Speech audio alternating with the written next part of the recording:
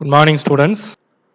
Standard 12th, Subject Physics, Unit 3, Magnetism and Magnetic Effect of Electric Current. Topic, Magnetic Lorentz Force. Previous ப்ரெசன்டேஷனில் நம்ம toroids பற்றி பார்த்துருந்தோம். இப்போ டொராய்ட்ஸ் அப்படிங்கிறது சொலினாய்ட்ஸை சர்க்குலர் ஷேப்பில் நம்ம பெண்ட் பண்ணோம் அப்படின்னா நமக்கு டொராய்ட்ஸ் கிடைக்குது. இந்த டொராய்ட்ஸில் கரண்ட்டை பாஸ் பண்ணும்போது மேக்னெட்டிக் ஃபீல்டு எப்படி கிரியேட் ஆகுது அதை பற்றி தான் ப்ரீவியஸ் ப்ரெசன்டேஷனில் நம்ம டிஸ்கஸ் பண்ணியிருந்தோம். இப்போது மேக்னெட்டிக் லொரன்ஸ் ஃபோர்ஸ் அப்படிங்கிற இந்த டாபிக் பற்றி தான் பார்க்க போகிறோம். இந்த மேக்னெட்டிக் லொரன்ஸ் ஃபோர்ஸ்னால் என்ன? இப்போ நான் ஒரு சார்ஜ் எடுத்துக்கிறோம், Q அப்படின்னு சொல்லக்கூடிய ஒரு சார்ஜ் எடுத்துக்கிறோம். இது பாசிட்டிவ் சார்ஜாக இருக்கலாம், இல்லை நெகட்டிவ் சார்ஜாக இருக்கலாம். இந்த சார்ஜ் ஒரு மேக்னெட்டிக் ஃபீல்டில் ரெஸ்ட் பொசிஷனில் இருக்குது, எங்கேயுமே மூவ் ஆகாமல் ஸ்டாட்டிக்காக ஒரே இடத்துல இருக்குது. இப்போ இந்த சார்ஜ் மேலே எந்த ஃபோர்ஸுமே ஆக்ட் ஆகாது. சரிங்களா? ஒரு சார்ஜ் பார்ட்டிக்கிள் எடுத்துக்கிறோம். அந்த சார்ஜ் பார்ட்டிக்கிள் மேக்னெட்டிக் ஃபீல்டில் ரெஸ்ட் பொசிஷனில் இருக்குது. இப்போ அந்த சார்ஜ் பார்ட்டிக்கிள் மேலே எந்த ஒரு ஃபோர்ஸும் ஆக்ட் ஆகிறது இல்லை. இப்போ அதே சார்ஜ் பார்ட்டிக்கிள் அந்த மேக்னெட்டிக் ஃபீல்டில் V அப்படின்னு சொல்லக்கூடிய இந்த வெலாசிட்டியில் மூவ் ஆகுது. இப்போ என்ன ஆகுது அப்படின்னா இது மேலே ஒரு ஃபோர்ஸ் ஆக்ட் ஆகுது. சரிங்களா? இந்த ஃபோர்ஸை தான் என்ன சொல்கிறோம் அப்படின்னா லொரன்ஸ் ஃபோர்ஸ் அப்படின்னு சொல்கிறோம். இப்போது இந்த லொரன்ஸ் ஃபோர்ஸ் எப்போ மட்டும்தான் ஆக்ட் ஆகும்? நார்மலாக ஒரு சார்ஜ் பார்ட்டிக்கிள் மேக்னெட்டிக் ஃபீல்டில் மூவ் ஆகும்போது மட்டும்தான் இந்த லொரன்ஸ் ஃபோர்ஸ் ஆக்ட் ஆகும். மேக்னெட்டிக் ஃபீல்டு இல்லைன்னா இந்த ஃபோர்ஸ் ஆக்ட் ஆகாது. அதனால தான் இதை என்ன சொல்கிறாங்கன்னா மேக்னெட்டிக் ஃபோர்ஸ் அப்படின்னு சொல்கிறோம். சரிங்களா? ஓகே. இந்த ஃபோர்ஸும் நம்ம ஃபர்ஸ்ட் லெசனில் கூலும் ஃபோர்ஸ் பார்த்துருந்தோம். இது ரெண்டுக்கும் நிறைய வித்தியாசம் இருக்குது. என்ன அப்படின்னு பார்த்தீங்கன்னா, இப்போ கூலும்ஸ் ஃபோர்ஸ் அப்படின்னு சொன்னோம் அப்படின்னா சார்ஜஸ், ரெண்டு சார்ஜஸ்க்கு இடையில இருக்கக்கூடிய அந்த அட்ராக்டிவ் ஆர் ரிப்பல்சிவ் ஃபோர்ஸை தான் நம்ம கூலும் ஃபோர்ஸ் அப்படின்னு சொல்கிறோம். இந்த கூலும் ஃபோர்ஸ் சார்ஜஸ் ரெஸ்ட்டில் இருந்தாலும் அதில் ஆக்ட் ஆகிட்டு தான் இருக்கும். பட் லொரன்ஸ் ஃபோர்ஸ் அப்படிங்கிறது ஒரு சார்ஜ் பார்ட்டிக்கிள் மேக்னெட்டிக் ஃபீல்டில் மூவ் ஆனால் மட்டும்தான் இந்த ஃபோர்ஸ் ஆக்ட் ஆகுது. சரிங்களா? இப்போ இந்த ஃபோர்ஸுக்கான ஈக்குவேஷன்ஸ் நம்ம பார்க்கலாம். F vector is equal to, this is magnetic Lorentz force, is equal to Q into V vector cross B vector.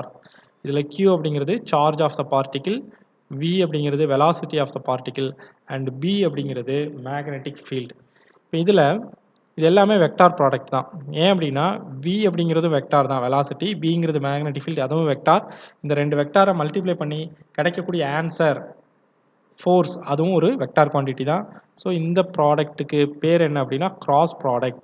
So இதை நீங்கள் மல்டிப்ளை பண்ணிங்கன்னா V வெக்டார் கிராஸ் B வெக்டாரை மல்டிப்ளை பண்ணிங்கன்னா உங்களுக்கு என்ன கிடைக்கும் அப்படின்னா VB சைன் தீட்டா அப்படின்னு சொல்லி கிடைக்கும். ஏன்னா இங்கே கிராஸ் ப்ராடக்ட் இருக்குது.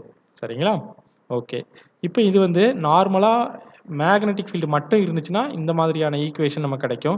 அடிஷ்னலாக அதில் எலக்ட்ரிக் ஃபீல்டும் இருந்துச்சு அப்படின்னா, அப்போது எலக்ட்ரிக் ஃபீல்டு அடுத்து மேக்னெட்டிக் ஃபீல்டு, இந்த ரெண்டு ஃபீல்டும் இருக்கக்கூடிய ஒரு ஸ்பேஸில் இந்த மாதிரி ஒரு சார்ஜ் பார்ட்டிக்கிள் மூவ் ஆணுச்சு அப்படின்னா அது மேலே ஆக்ட் ஆகக்கூடிய ஃபோர்ஸை தான் நம்ம என்ன எடுத்துக்கிறோம், F is equal to Q. இங்கே அடிஷ்னலாக எலக்ட்ரிக் ஃபீல்டு ஆட் ஆகிறதுனால E vector plus V vector cross B vector அப்படின்னு சொல்லி எடுத்துக்கிறோம். இதைத்தான் என்ன சொல்கிறாங்க Lorentz force, magnetic Lorentz force அப்படின்னு சொல்கிறோம். இப்போ இந்த மேக்னெட்டிக் லொரன்ஸ் ஃபோர்ஸோட ப்ராப்பர்ட்டிஸ் பார்க்கலாம். ஒரு சார்ஜ் பார்ட்டிக்கிள் மேக்னெட்டிக் ஃபீல்டில் மூவ் ஆகும்போது அது மேலே ஆக்ட் ஆகக்கூடிய ஃபோர்ஸ் பற்றி பார்க்கலாம். இங்கே நான் மேக்னெட்டிக் ஃபீல்டு எந்த ஆக்சிஸில் எடுத்துருக்கிறேன் அப்படின்னா ஒய் ஆக்சிஸில் மேக்னெட்டிக் ஃபீல்டோட டைரக்ஷன் இருக்குது. எக்ஸ் ஆக்சிஸில் பார்ட்டிக்கிள் மூவ் ஆகுது, விங்கிற வெலாசிட்டியில் மூவ் ஆகுது. ஸோ அதான் இங்கே கொடுத்துருக்காங்க. when an electric charge Q is moving with the velocity V vector in the magnetic field B vector. என்ன ஆகுது, நான் ஏற்கனவே சொன்ன மாதிரி மேக்னெட்டிக் லொரன்ஸ் ஃபோர்ஸ் இப்போ ஆக்ட் ஆக ஆரம்பிச்சிடும். சார்ஜ் பார்ட்டிக்கிள் மேக்னெட்டிக் ஃபீல்டில் மூவ் ஆனால் அது மேலே மேக்னெட்டிக் லொரன்ஸ் ஃபோர்ஸ் ஆக்ட் ஆகும். அப்படி ஆக்ட் ஆகக்கூடிய அந்த ஃபோர்ஸை என்ன எடுத்துக்கிறோம், FM வெக்டார் அப்படின்னு சொல்லி எடுத்துருக்கிறோம். இந்த FM வெக்டாரோட மேக்னிடியூட் நம்ம ஆல்ரெடி பார்த்துருக்குறோம். FM is equal to Q into V vector cross B vector. இப்போ இந்த V வெக்டாரையும் B வெக்டாரையும் மல்டிப்ளை பண்ணும்போது நமக்கு என்ன கிடைக்கும் அப்படின்னா VB சைன் தீட்டா கிடைக்கும். இந்த Qவை அப்படியே இங்கே Q அப்படின்னு சொல்லி எழுதிக்கலாம். சரிங்களா? அப்போ இந்த மேக்னெட்டிக் லொரன்ஸ் ஃபோர்ஸோட மேக்னிடியூட் பார்த்தீங்க அப்படின்னா Fm is equal to QVB sin theta அப்படின்னு சொல்லி எடுத்துக்கலாம். இப்போ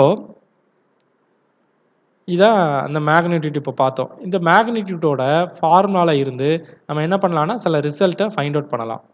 என்ன அப்படின்னா மேக்னெட்டிக் லொரன்ஸ் ஃபோர்ஸ் இந்த Fm அப்படிங்கிறது எதுக்கெல்லாம் டைரக்ட்லி ப்ரொபோஷனலாக இருக்குது அப்படிங்கிறது பார்க்கலாம். ஃபர்ஸ்ட் எதுக்கு டைரக்ட்லி ப்ரொபோஷனலாக இருக்குது அப்படின்னா மேக்னெட்டிக் ஃபீல்டுக்கு டைரக்ட்லி ப்ரொபோஷனலாக இருக்குது. இந்த ஃபார்முலாவை நீங்கள் பார்த்தீங்கனாலே தெரியும். Fm is equal to QVB sin theta அப்படின்னு சொல்லியிருக்கு. ஸோ இங்கே magnetic field is directly proportional to the Fm vector. சரிங்களா? மேக்னெட்டிக் லொரன்ஸ் ஃபோர்ஸுக்கு மேக்னெட்டிக் ஃபீல்ட் டைரக்ட்லி ப்ரொபோஷனலாக இருக்குது. அப்போது மேக்னெட்டிக் ஃபீல்டை நம்ம எந்த அளவுக்கு இன்க்ரீஸ் பண்ணுறோமோ அந்த அளவுக்கு அந்த சார்ஜ் பார்ட்டிகிள் மேலே ஆக்ட் ஆகக்கூடிய ஃபோர்ஸோட மேக்னிடியூட் இன்க்ரீஸ் ஆகும். சரிங்களா? அடுத்ததா வெலாசிட்டி. பார்ட்டிகிள் எவ்வளோ வெலாசிட்டியில் மூவ் ஆகுதோ அந்த அளவுக்கு அது மேலே ஃபோர்ஸ் ஆக்ட் ஆகும். அதிகமான அளவுக்கு பார்ட்டிகிள் மேக்னெட்டிக் ஃபீல்டில் மூவ் ஆனிச்சுன்னா அது மேலே ஆக்ட் ஆகக்கூடிய ஃபோர்ஸும் எப்படி இருக்கும்? அதிகமாக இருக்கும். சரிங்களா? இதுதான் செகண்ட் பாயிண்டாக சொல்கிறாங்க. அடுத்ததா இப்போ இது ரெண்டு பார்த்துட்டோம். வெலாசிட்டியும் பார்த்துட்டோம், பியும் பார்த்துட்டோம். அடுத்ததா சைன் டீட்டா. இந்த டீட்டா என்ன அப்படிங்கிறது உங்களுக்கு தெரிஞ்சிருக்கணும். இப்போ டீட்டானா வேற ஒன்றும் இல்லை, இங்கே சொன்ன மாதிரி இது மேக்னெட்டிக் ஃபீல்டோட டைரக்ஷன், இது பார்ட்டிகிள் மூவ் ஆகக்கூடிய வெலாசிட்டியோட டைரக்ஷன். இது ரெண்டுக்கும் இடையில இருக்கக்கூடிய இந்த ஆங்கிளை தான் நம்ம என்ன எடுத்துக்கிறோம்? டீட்டா அப்படின்னு சொல்லி எடுத்துக்கிறோம். சரிங்களா? அப்போது டீட்டாங்கிறது the angle between magnetic field and the velocity vector. இது ரெண்டுக்கும் இடையில இருக்கக்கூடிய ஆங்கிளை தான் நம்ம டீட்டா அப்படின்னு சொல்லி எடுத்துக்கிறோம். ஸோ இந்த ஆங்கிள் மேக்ஸிமமாக இருந்துச்சு அப்படின்னா நமக்கு ப்ரொடியூஸ் ஆகக்கூடிய ஃபோர்ஸும் எப்படி இருக்கும்? மேக்ஸிமமாக இருக்கும் அப்படின்னு சொல்கிறாங்க. ஸோ இங்கே நீங்கள் பார்த்தீங்கன்னா உங்களுக்கு தெரியும், இதுதான் பி வெக்டார் மேக்னெட்டிக் ஃபீல்டோட டைரக்ஷன். இது பார்ட்டிகிள் மூவ் ஆகக்கூடிய டைரக்ஷன், வெலாசிட்டி வெக்டாரோட டைரக்ஷன். இப்போ இந்த பி வெக்டாருக்கும் வி வெக்டாருக்கும் இடையில உள்ள மேக்னிடியூட் பார்த்தோம் அப்படின்னா என்ன கிடைக்குது? நமக்கு எக்ஸாக்டாக 90 டிகிரி கிடைக்குது. இது 90 டிகிரி. இப்போ இந்த டீட்டாவோட வேல்யூ 90 டிகிரி இதில் நீங்கள் சப்ஸ்டிட் பண்ணிங்கன்னா என்ன கிடைக்கும்? சைன் 90யோட வேல்யூ 1. ஸோ மேக்னெட்டிக் லொரன்ஸ் ஃபோர்ஸோட வேல்யூ உங்களுக்கு என்ன கிடைக்கும்? BVQ. இதுதான் மேக்ஸிமம் ஃபோர்ஸ் ஆக்ட் ஆகுது. எப்போ மேக்ஸிமம் ஃபோர்ஸ் ஆக்ட் ஆகும் அப்படின்னா வெலாசிட்டி வெக்டாருக்கும், இதுதான் வெலாசிட்டி வெக்டார், இதுக்கும் மேக்னெட்டிக் ஃபீல்டுக்கும் இடையில இருக்கக்கூடிய ஆங்கிள் மேக்ஸிமமாக இருக்கணும். அப்படி மேக்ஸிமமாக இருக்கும் பொழுது நமக்கு என்ன ஆகும்? ஃபோர்ஸ் வந்து மேக்ஸிமமாக கிடைக்கும். சரிங்களா? ஒருவேளை மேக்னெட்டிக் ஃபீல்டு எந்த டைரக்ஷனில் இருக்கோ அதே டைரக்ஷன்லையே பார்ட்டிகிளும் மூவ் ஆனிச்சு அப்படின்னா, இதே மாதிரி பேரலாக மூவ் ஆனால் என்ன ஆகும்? டீட்டாவோட வேல்யூ 0 ஆயிரும். சரிங்களா? இப்போ டீட்டாவோட வேல்யூ நமக்கு என்னவாயிரும்? 0ன்னு வந்துடும். இப்போ சைன் 0 0, அப்போ ஃபோர்ஸ் என்ன ஆகாது? ஆக்ட் ஆகாது. அப்போ ஃபோர்ஸ் எப்போ மட்டும்தான் ஆக்ட் ஆகும் அப்படின்னா அந்த சார்ஜ் பார்ட்டிகிள் மேக்னெட்டிக் ஃபீல்டுக்கு பெர்பெண்டிகுலராக மூவ் ஆகணும். சரிங்களா? இப்போ மேக்னெட்டிக் ஃபீல்டை நான் எந்த ஆக்சிஸில் எடுத்திருக்கேன்? ஒய் ஆக்சிஸில் எடுத்திருந்தேன் அப்படின்னா பார்ட்டிகிள் எந்த டைரக்ஷனில் கண்டிப்பாக மூவ் ஆகணும்? எக்ஸ் ஆக்சிஸ் டைரக்ஷனில் மூவ் ஆகலாம், இல்லைனா இசட் ஆக்சிஸ் டைரக்ஷனில் மூவ் ஆகலாம். அந்த பார்ட்டிகிளும் ஒய் ஆக்சிஸ்லேயே மூவ் ஆனிச்சு அப்படின்னா, அதாவது பேரலாவோ ஆர் ஆன்டி பேரலாவோ மேக்னெட்டிக் ஃபீல்டுக்கு மூவ் ஆனிச்சு அப்படின்னா நமக்கு அங்கே ஃபோர்ஸ் ஆக்ட் ஆகாது. ஏன்னா டீட்டாவோட வேல்யூ 0வா இருக்கும். ஓகேவா? அடுத்ததா மேக்னிடியூட் ஆஃப் சார்ஜ். இங்கே இருக்கக்கூடிய சார்ஜோட மேக்னிடியூட் அதிகமாக இருந்துச்சு அப்படின்னா ஆக்ட் ஆகக்கூடிய ஃபோர்ஸோட வேல்யூ எப்படி இருக்கும்?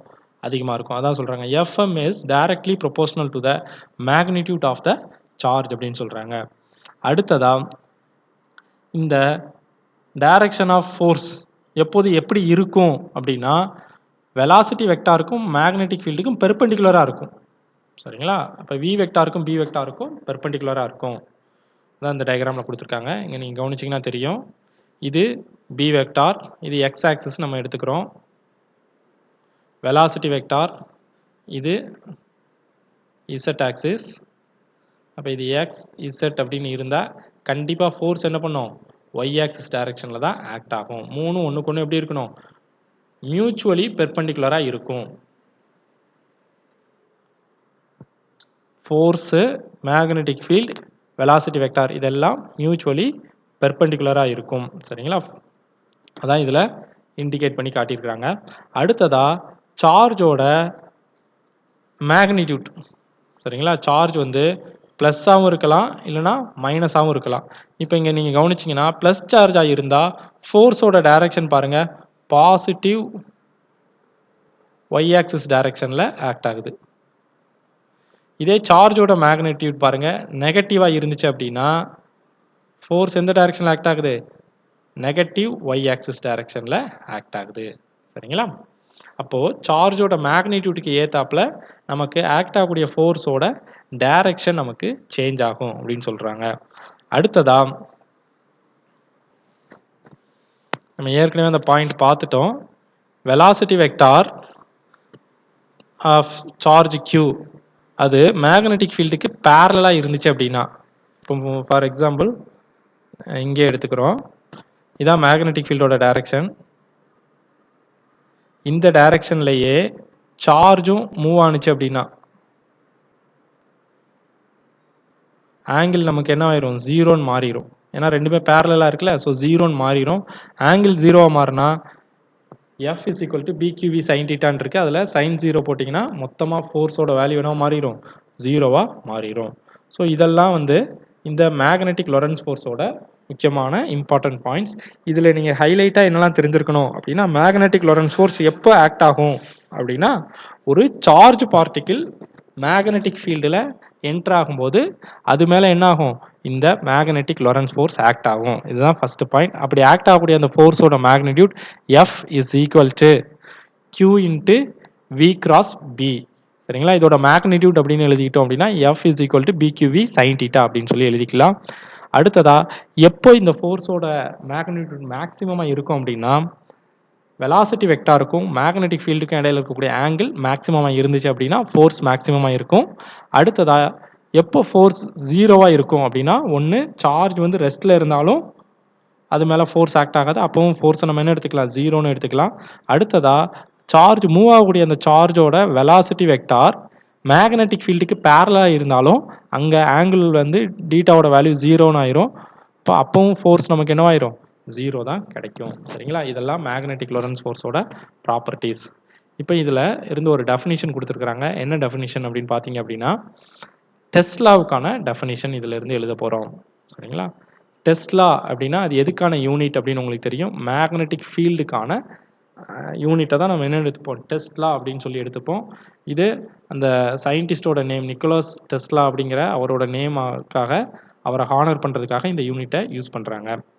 சரிங்களா, இப்போ 1 டெஸ்லா அப்படிங்கிறது எதுக்கு ஈக்குவலாக இருக்கும் அப்படின்னா, unit charge moving in it with unit velocity experience unit force. So இங்கே ஒரு 3 விஷயம் எடுத்துருக்குறாங்க. 1 கூலும் சார்ஜ். சரிங்களா, இந்த 1 கூலும் சார்ஜ் இதுதான் நம்ம சார்ஜாக எடுத்துக்கிறோம்.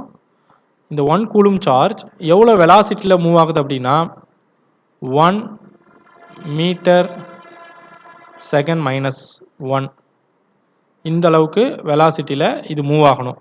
அப்படி மூவ் ஆகும்போது இந்த சார்ஜ் எக்ஸ்பீரியன்ஸ் பண்ணக்கூடிய ஃபோர்ஸோட வேல்யூ 1 நியூட்டனாக இருந்தா, சரிங்களா, 3 விஷயம் நம்ம எடுத்துக்கிறோம். ஏன்னா ஃபோர்ஸுக்கான வேல்யூ உங்களுக்கு தெரியும், formula F is equal to BQV sin θ.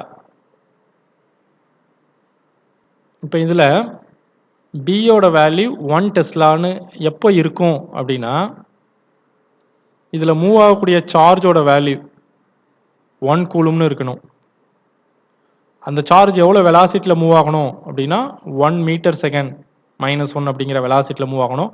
அப்போ அந்த சார்ஜ் மேலே ஆக்ட் ஆகக்கூடிய ஃபோர்ஸோட வேல்யூ 1 நியூட்டன் இருந்துச்சு அப்படின்னா நமக்கு அந்த மேக்னெட்டிக் ஃபீல்டோட வேல்யூவை 1 டெஸ்லா அப்படின்னு சொல்லி எடுத்துக்கலாம். சரிங்களா, ஸோ அதுக்கான டெரிவேஷன் தான் இங்கே கொடுத்துருக்குறாங்க. ஸோ இது 2 மார்க்கில் நமக்கு கேட்பாங்க. டெஃபினிஷன் ஆஃப் டெஸ்லா அப்படிலாம் டிஃபைன் 1 டெஸ்லா. சரிங்களா, இது 2 மார்க்கில் கேட்கக்கூடிய ஒரு கொஸ்டின். ஸோ அப்போ இன்றைக்கி உள்ள டாப்பிக்கில் நம்ம என்ன டிஸ்கஸ் பண்ணோம் அப்படின்னா, மேக்னெட்டிக் லொரன்ஸ் ஃபோர்ஸ் பற்றி தான் ஃபுல்லாக பார்த்தோம். இதில் அதோட ஃபோர்ஸுக்கான மேக்னிடியூட், இது ஃபோர்ஸுக்கான ஈக்குவேஷன், அதோட magnitude Fm is equal to QVB sin θ. சரிங்களா, அதுக்கடுத்து அதோட டைரக்ஷன், மேக்னிடியூட்லாம் எப்படி இருக்கும் அப்படின்னு சொல்லி நம்ம பார்த்துட்டோம். இப்போ இதில் உங்களுக்கு ஏதாவது டவுட் இருந்துச்சு அப்படின்னா இந்த நம்பருக்கு நீங்கள் காண்டாக்ட் பண்ணி கேட்டுக்கலாம். Thank you students.